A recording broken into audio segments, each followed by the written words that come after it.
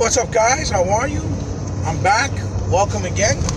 This is another video, quick video I'm going to try to do. And in this video, basically, I'm going to talk about an article that came out yesterday talking about Shaun Layden, where Shaun Layden expressed his thoughts, right, on the fact that Sony should start to concentrate more on games that are less AAA or, shorter, I guess is what he was saying. And, I'm seeing all types of people saying all types of things left and right, making all types of excuses and getting angry and like, no. Like, listen, I think what Shaun Layden was trying to talk about was basically to stop spending so much money on making story-heavy games only, right? Because they use a lot of mocap and they use acting and actors and they got to pay them a lot of money. The mocap, process and technology to implement and infuse into gaming is very expensive, and people don't seem to understand this, right? We're going into a generation where the technology is even more advanced, growing even faster, and it's going to be a bigger leap, right, than this generation, which is going to make games even more expensive, right? So there's really two sides to this. One is the fact that it's cost. It's getting too expensive. And Shaun Layden doesn't work for Sony anymore. So it's not like he's trying to make an excuse. He just gave out his opinion about what he thinks they should do, because he probably knows their positioning in financials, right? So the cost efficiency is very expensive. So if you want more people from the smaller ecosystem, like the independent space, to have a better opportunity, like people like the Bloober team that are making Medium, that did the Blair Witch, if you want people like that to be able to have an opportunity to do bigger games that are in the AAA quality, right, then you're going to have to find a way to make it more accessible for them, because they don't have the money to create these bigger games. And that's why we saw a lot of indie games with 8-bit pixel art style this generation. And people talking about, well, why they're so old school, why they don't have games that actually take advantage like last gen on the Xbox Arcade Marketplace. Well, there's a reason. Because the Xbox Arcade Marketplace, you had to find a publisher when it was on the 360. That was the only way to get a game. So if you found a publisher that was willing to pay the money, you had the money and the capital to make the game. On the Xbox, store now, the independent market is all self-published. So that's why you see these games that may look like an 8-bit old school NES game and be like $40. Because it's all based on what they spend, how long they've been doing the game, how much money they spend doing it. So the developer's trying to make some type of money back. Okay? So they price it at, unbalanced prices, or you see that the games don't look really like they're pushing the envelope or utilizing the hardware, because of the fact that, again, they don't have the money because they're self-published. That is why, Studio MDHR with Cuphead had to refinance their house twice. And so Microsoft came in with the Idea Xbox program and helped them get the game done, and they made the money back and saved their position. Because a lot of people take this risk and can end up with no money and hurt and never be able to do a game ever again in the industry. So I think this is a good approach for smaller, more hungry and creative talents like a Studio MDHR or like Moon Studios that did Ori, to be able to have an opportunity to have fair game and make these games that are AAA and show their potential. Just like the guys that did Matterfall, now they're doing that Retractual for PS5. It's a PS5 game, but who's funding it? Sony. They're actually funding and publishing their game. It's a AAA game. And look at the difference from that to what they did with Matterfalls. The quality is astronomically bigger. And that's ultimately the goal that you would want for good developers to have the potential to be great developers so that we can have more new blood, more hungry ideas from developers that are ambitious and are hungry and are willing to take chances and try new things instead of sticking with the same old thing over and over again. Reasoning why Ubisoft keeps doing Assassin's Creeds and why Call of Duties is always made because they make the money. They don't take a chance. They just try to change it up a little bit, add a couple little features here and there, and do new stories around the theme or time period that it takes place in. And that's it, because they don't want to take the risk because the games are expensive. When a game costs $100 million to make, $200 million to make, that is crazy money. But you just to invest it and be like, oh, we only brought back in only 50 million and don't even break even. That's it. You got to understand the gaming industry, the more technology we get, the more advancements we get in the hardware, the more expensive and difficult it's going to get to make big quality AAA games. Okay? A lot harder. A lot harder. And we have to take that into accountability. We are just the gamers. We're spoiled. We are not the developers. We're not the companies putting up the money to make these games. Okay? So we have to understand there's, a double-edged sword to the situation. And so now, the second part of it is, there's a lot of games that come out, okay, that are just long for no reason, where it just has you doing a bunch of dumb little stretch quests over and over again, or doing the same type of thing over and over again, and by the time you get to those games, to the end of those games, you basically are going through the motion. You don't really want to play them anymore. You're tired of it. Or you're bored because it didn't do nothing new or it didn't add nothing new. Especially when you're doing open world games, because it's hard to transition open world games to make it to do different things like vehicle segments, boss battles, epic boss battle segments, or epic segments where you can get on Gatling guns and things. It's a lot harder to do open world games because it's all rendering in real time. So that's why the gameplay always feels stagnant. Like it feels like you're doing the same thing over and over again. And you get to a boss battle and you just fight the boss, but there's no epic feel to it. It's just you're fighting it and that's it.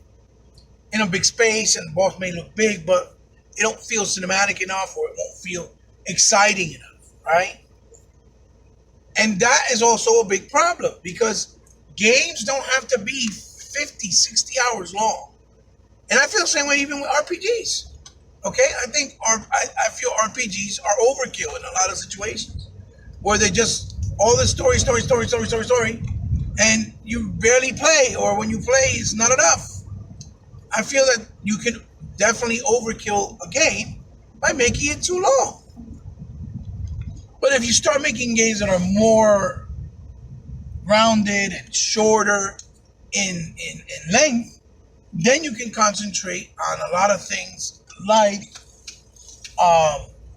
graphics, make it more graphically intense, with more detail, better resolutions, better frame rates, add more characters, more NPCs. You can have the ability to add more gameplay dynamics and different styles of gameplay.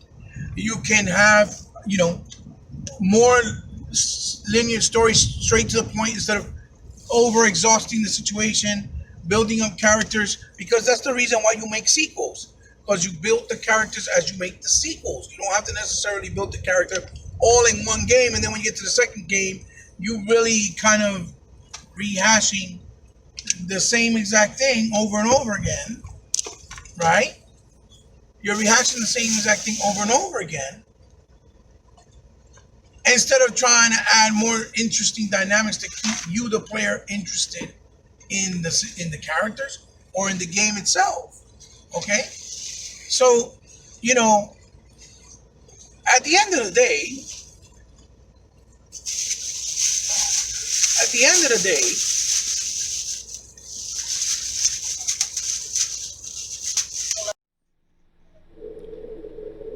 so guys, like I was trying to say, at the end of the day, if you make a game just like the right amount of length and balance, you can prioritize basically a lot more things in the game instead of making it feel like you're continuously doing the same type of missions or fetch quests.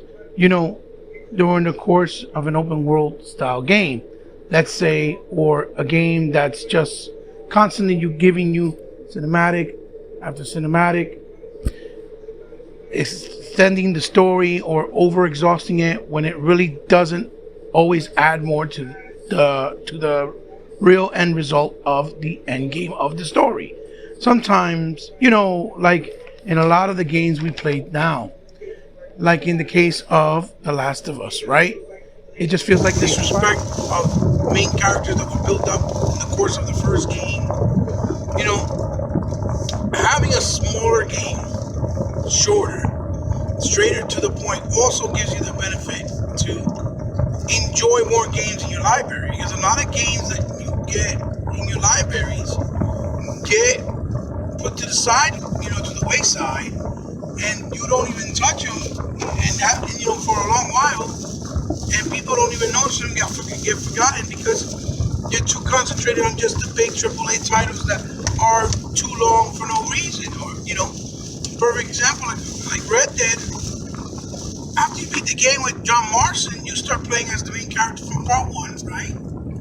Then you gotta play like another 10 hours. And one of the things you do while you're playing is basically little dumb things, like he has to build his house, his home.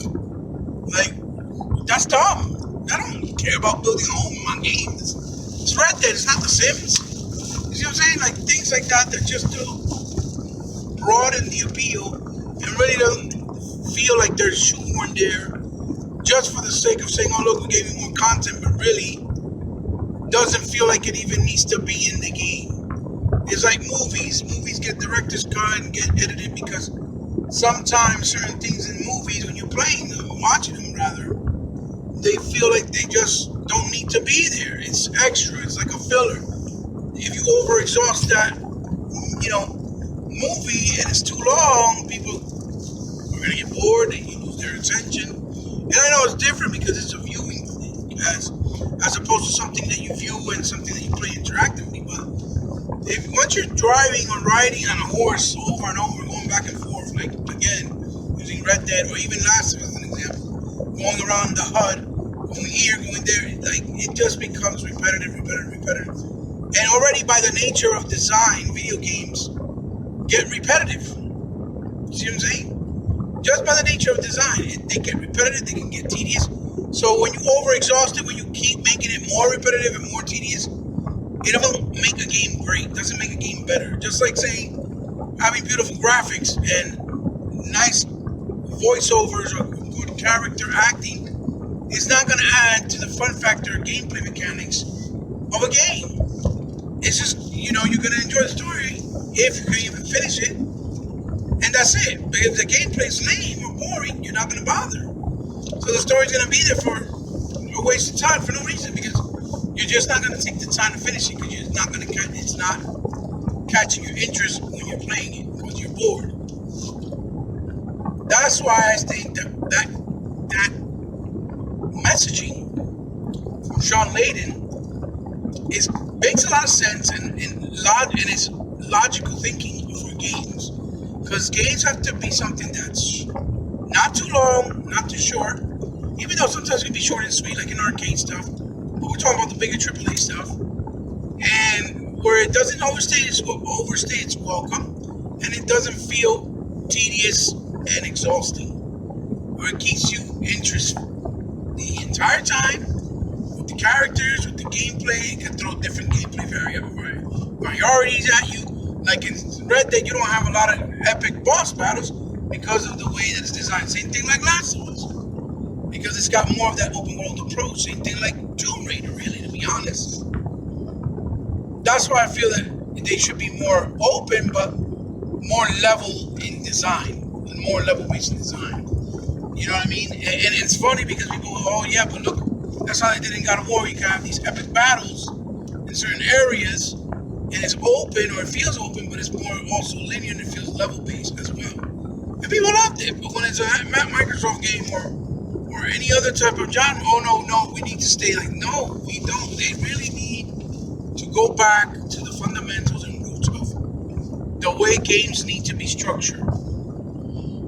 Because again, it helps keeps the audience attention. You don't get bored, and it makes it easier for the process easier. That if you want to make a sequel, it will give you enough room to make it just as epic, if not better, than the original, because you didn't blow your load and all your ideas on the first game for making it way too long.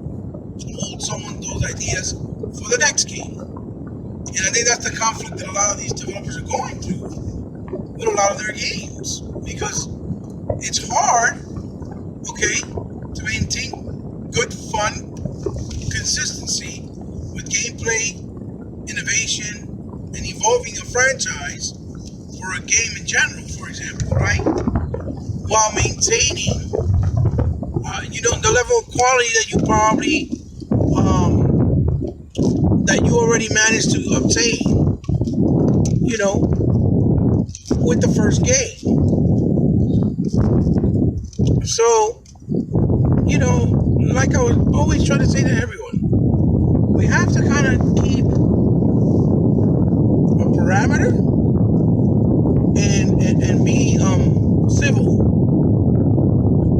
minded and thinking in how games are created, because again, like I said earlier, the other problem is the technology is getting much more advanced, which means games are going to get much more expensive, and for these indie developers, they really don't have a chance unless it's somebody like Microsoft or Ubisoft or Activision with big buttloads of money.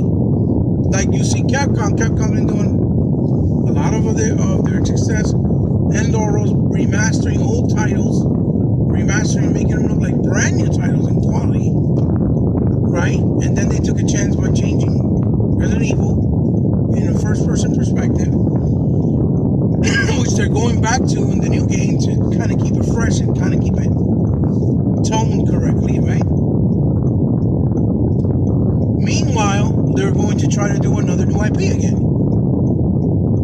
in the Pragmata game. I think it's called Pragmata, which they did a mobile game that I got for the Switch not so long ago for like $12. That you're under the water, you're like this underwater submarine diver, but it's a little more puzzle-like. But it's a different idea, it's a different IP. So, and that's what we want. We want new, fresh ideas and IPs, along with the existing franchises that we love, so that those franchises don't get exhausted either. So they could give a break for games like a Gears, or games like a God of War, or a game like, like a Halo, to get enough time to evolve, right? And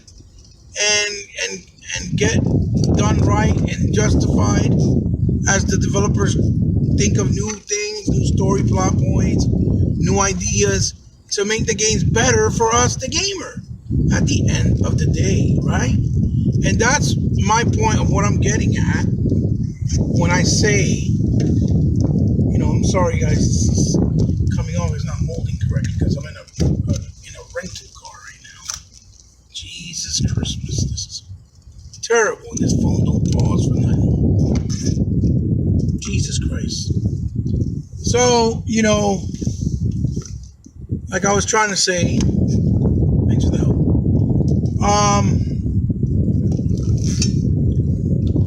Hold it there. Like I was trying to say, for the fact that it'll give all these other, existing franchises and IPs to have enough window to rest and evolve, and give the time for the developer to evolve them and keep them fresh all the time and make them better and better. So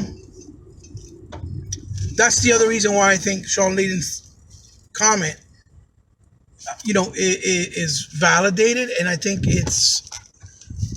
come on now, stop. And I think it's something that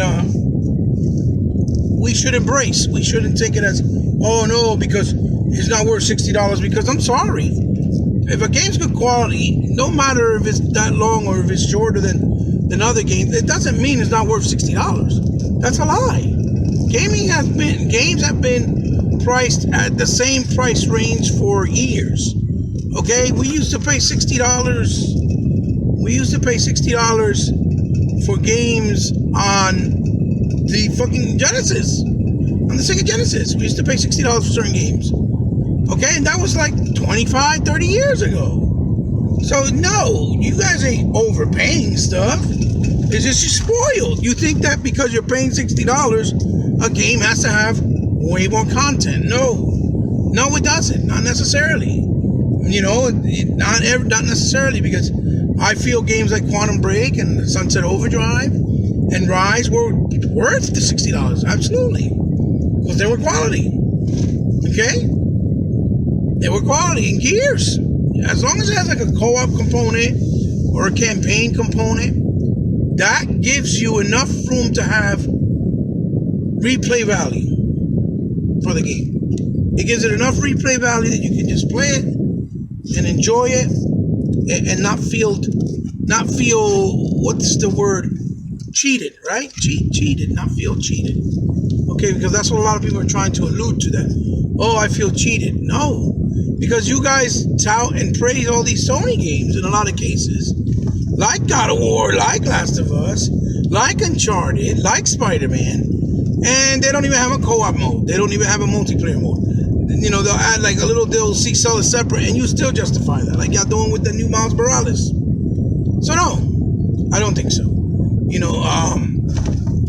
In some cases it works, in some cases it don't. Like in The Witcher 3, it might work, but I found Witcher 3 to get very boring. I played the first 3.5 hours and I still didn't get to my first main quest because I had to still go here to do this, here to do that. That for me is boring. I don't understand how people don't understand. That is boring when you're just making the process of what you need to do, right, in the game to achieve, whether it's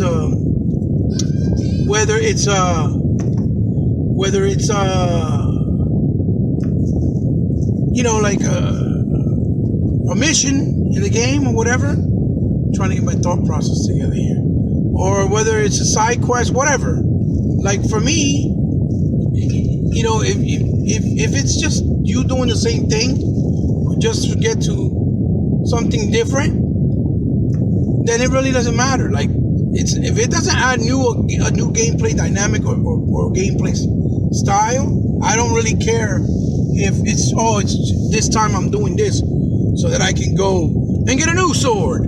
Just giving you an example, right? Just giving you an example. You see what I'm saying? So, I think Shaun Layden's comment makes a lot of sense, and I think people are blowing it out of proportion. They're not really listening and trying to pay attention to what he's trying to really say.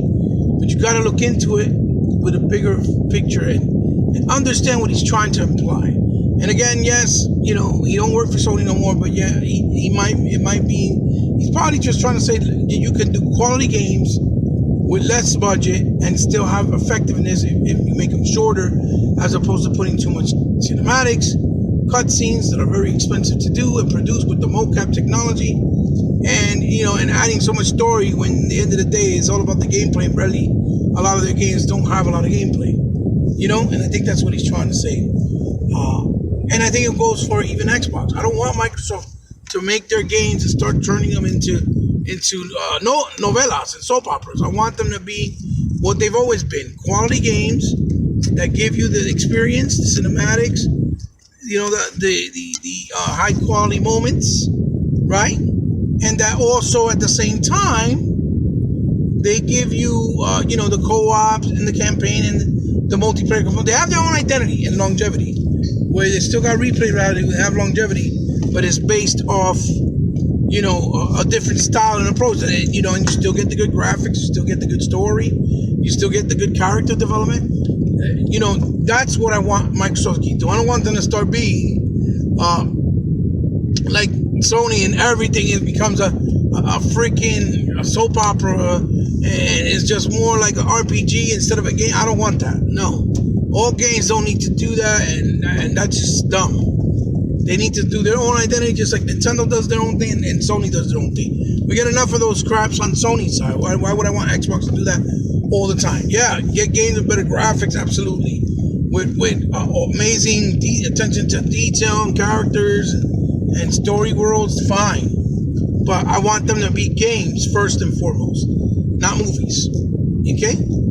That's all nice and welcome, but I don't want them to be like, I feel like I just got to put my controller down and eat some popcorn before I even get to play. I don't like that. That shit's stupid. You know, and any real root gamer knows that gameplay is what we should be worrying about first and foremost. Everything else is a bonus. So, guys, anyway, that was my thought on that Shaun Layden article and comment. Let me know what you guys think down below in the comments about what I said, about your own thoughts. You know, give me a thumbs up if you like it. Give me a thumbs down if you didn't like it. And, you know, like always, share it with someone you think might enjoy the video. Again, if you guys want to follow me on social media, you can do so on Twitter under Ebot Powerful Gamer and Instagram under C_respect. Hopefully I'll be doing that Facebook gaming for my streams once I figure it out, because I think it'll be a better platform for me. I won't get overshadowed by the people on YouTube and Twitch, obviously. And you know, if you guys ever want to help me out in any shape, way, or form to better evolve and help my channel, you guys know how to do so. It's all down in the description below. Yeah, that's it, guys. So this is your boy, your brother Ebot. I'm signing off. Hope you tune in to the next one, and see you then, guys. Much love, and you know, catch you in the next one. Bye bye.